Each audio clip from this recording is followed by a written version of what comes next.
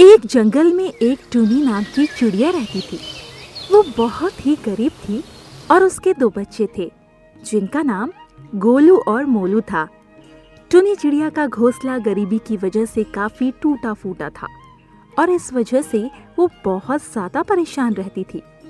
एक दिन की बात है, टुनी चिड़िया एक पेड़ पर बैठी हुई अपने बच्चों से बात कर रही थी। तभी वहां पर एक रोहन नाम का तोता आया और उसने टुनटुनी चिड़िया से कहा, अरे क्या हुआ टुनी चिड़िया, अकेले अकेले क्या अपने बच्चों से बात कर रही हो? अरे कुछ नहीं रोहन तोता, बस ऐसे ही। तुम बताओ।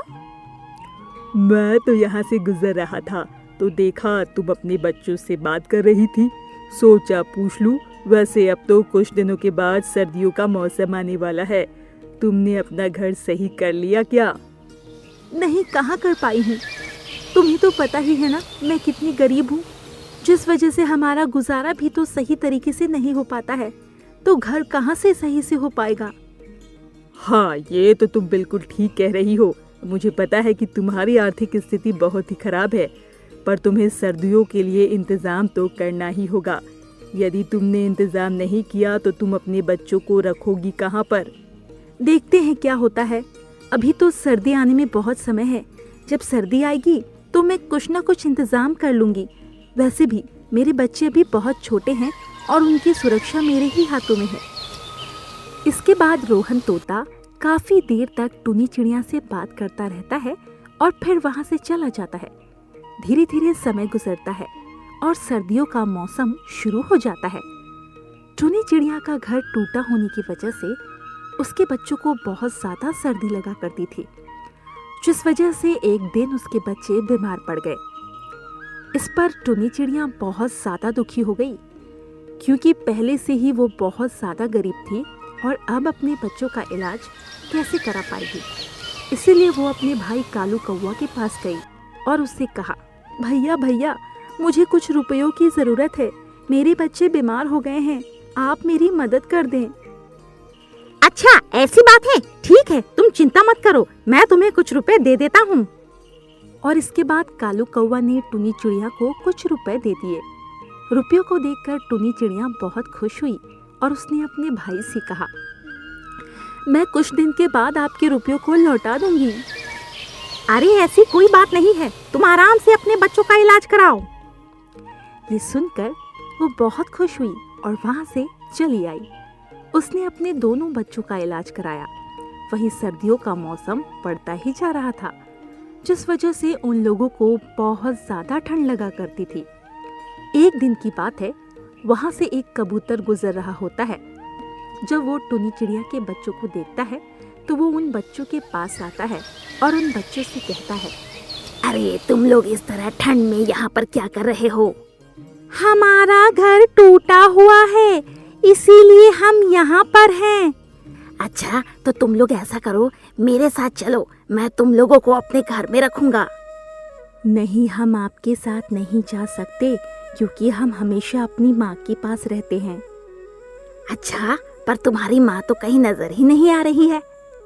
वो हम लोगों के लिए खाना लेने गई हैं, अभी आती ही होंगी।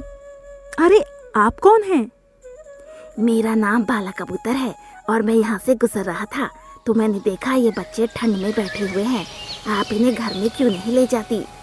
हम लोग बहुत गरीब हैं, इस वजह से हमारा घर टूटा फूटा है, इसीलिए हम लोग ऐसे ही रहते हैं।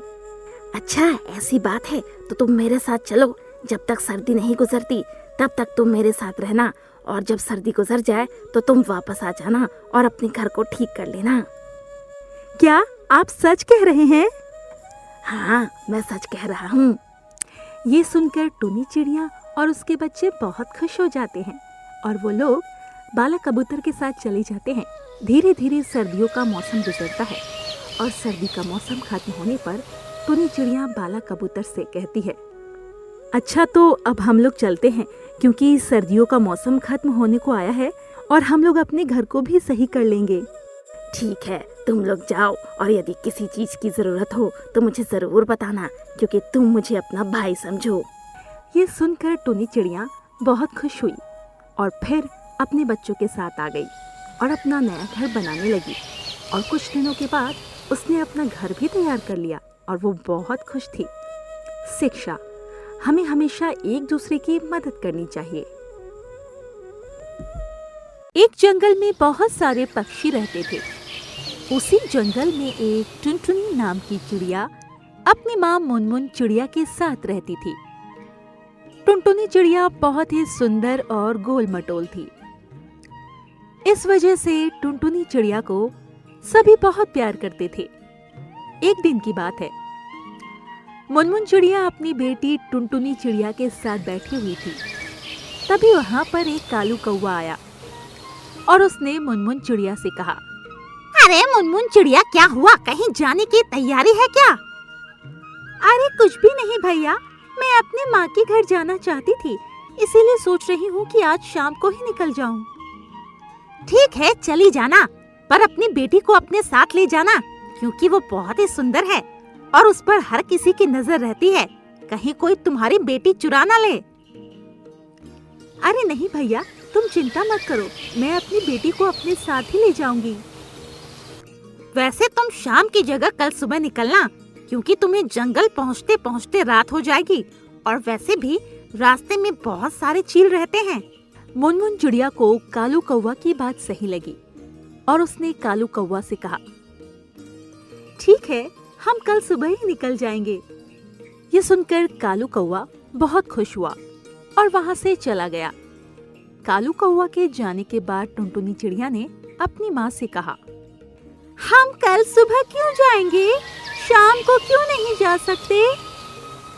अरे कालू भैया ने बताया कि शाम को चील बाज बहुत मिलते हैं और वो हमारे जैसे छोटे पंछियों का शिकार करते हैं, इसीलिए हम कल सुबह निकल जाएंगे। वैसे भी रात की ही तो बात है और मैं कोई भी खतरा मोल नहीं लेना चाहती हूँ मेरी बेटी। ठीक है माँ, हम कल सुबह चलेंगे। ये सुनकर मुनमुन चिड़िया बहुत खुश हुई। धीरे धीरे रात गुजरी और अगले दिन मुनमुन चिड़िया अपनी बेटी टुनटुनी चिड़िया के साथ अपनी माँ के जंगल के लिए निकल गई। मुनमुन चिड़िया का अपनी बेटी टुनटुनी चिड़िया के साथ ये पहला सफर था और वो बहुत ज्यादा खुश थी। वो अपनी माँ के घर जा रही है। वो दोनों उड़ते हुए काफी दूर निकल गए। तभी मुनमुन चिड़िया को बहुत तेज प्यास लगी और वो एक जगह पर रुकी जहाँ पर एक दूसरी चिड़िया थी। उस चिड़िया को देखकर मुनमुन चिड़िया ने उस चिड़िया से कहा, सुनो बहन, तुम मेरी बेटी को थोड़ी देर देखे रहोगी, मैं पानी पीने जा रही हूँ। ठीक है, तुम जाओ, मैं तुम्हारी बेटी को देखी रहूंगी। और ये कहकर उस चिड़िया ने टुनटुनी चिड़िया को अपने पास ले लिया और मुनमुन चिड़िया पानी पीने चली गई। उस चिड़िया का नाम रानी चिड़िया था। थोड़ी देर बाद जब मुनमुन चिड़िया पानी पीकर आई तो उसने देखा रानी चिड़िया उसकी बेटी को ले जा रही थी। तो उसने रानी चिड़िया से कहा, कहाँ ले जा रही हो मेरी बेटी को? क्या ये तुम्हारी बेटी नहीं? ये मेरी बेटी है। तुम मेरी बेटी को अपना कैसे बता सकती हो? अरे तुम झूठ क्यों बोल रही हो? ये मेरी बेटी है। अभी तो तुम्हें मैंने इसे संभालने के लिए दिया था। लगता है तुम पागल हो गई हो, तभी ऐसे बातें कर रही हो। मेरी बेटी को अपना बता रही हो। और इस तरह करके वो दोनों लड़ने लगी। उन दोनों की आवाज को सुनकर वहाँ पर और भी पंछी आ गए। उन दोनों को लड़ता हुआ देखकर उनमें से एक तोता बोला, क्या हुआ? तुम लोग इस तरह क्यों लड़ रहे हो? क्या बताऊं भैया, मैं अपनी बेटी को इस चिड़िया को देखने के लिए दे गई थी, पर ये तो मेरी बेटी को अपना बता रही है। नहीं, ये झूठ बोल रही है। ये मेरी बेटी है। ये मेरी बेटी को अपना बता रही है।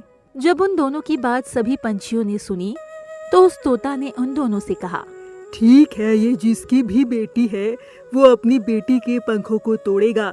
जो अपनी बेटी के पंखों को तोड़ लेगा ये उसी की बेटी होगी। ये सुनकर उन दोनों ने टुनटुनी चिड़िया के एक एक पंख पकड़ लिए और उसे अपनी तरफ खींचने लगे, जिससे टुनटुनी चिड़िया दर्द से चिल्लाने लगी। ये देखकर मुनमुन चिड़िया ने टुनटुनी चिड़िया के पंख को छोड़ दिया और उन लोगों से कहा, नहीं नहीं, मैं अपनी बेटी के पंख नहीं उखाड़ सकती हूँ। यदि इसके पंख टूट गए तो ये उड़ नहीं पाएगी। तुम मेरी बेटी को ले जाओ, पर इसके पंखों को मत तोड़ो। ये सुनकर रानी चिड़िया बहुत खुश हुई और उसने सभी से कहा, देखा, मैंने तो पहले ही कहा था ये मेरी बेटी है। और ये कहकर वो टुनटुनी चिड़िया को ले जाने लगी। इस पर उन सभी पंछियों ने रानी चिड़िया को रोका और तोता ने उससे कहा, रुको, तुम ये बच्ची मुझे दे दो। ये तुम्हारी बच्ची नहीं है, ये मुनमुन चिड़िया की है, क्योंकि एक माँ ही अपने बच्चे को दर्द में नहीं देख सकती। तुम इसकी माँ नहीं हो। और ये कहकर उन पंछियों ने रानी चिड़िया से टुनटुनी चिड़िया को छीन लिया और फिर मुनमुन चिड़िया को टुनटुनी चिड़िया को दे दिया। इसके बाद तोता ने रानी चिड़िया से कहा, तुम एक बच्चा चोर हो और इसके लिए तुम्हें सबक सिखाना ही पड़ेगा। और ये कहकर उन सभी पंछियों ने रानी चिड़िया को एक रस्सी से बांध दिया और वहीं पर पड़ा रहने दिया। इसके बाद तोता ने मुनमुन चिड़िया से कहा, तुम अपनी बच्ची को ले जा सकती हो और तुम्हें इस तरह किसी पर विश्वास नहीं करना चाहिए। आज के समय में कोई भी विश्वास के लायक नहीं है। ये सुनकर मुनमुन चिड़िया बहुत खुश हुई और वो अपनी बेटी टुनटुनी चिड़िया को लेकर चली गई। शिक्षा। हमें इस कहानी से ये शिक्षा मिलती है कि हमें कभी भी किसी अनजान पर विश्वास नहीं करना चाहिए। इस कहानी से हमें यही शिक्षा मिलती है कि हमें कभी भी अनजान व्यक्ति पर विश्वास नहीं करना चाहिए।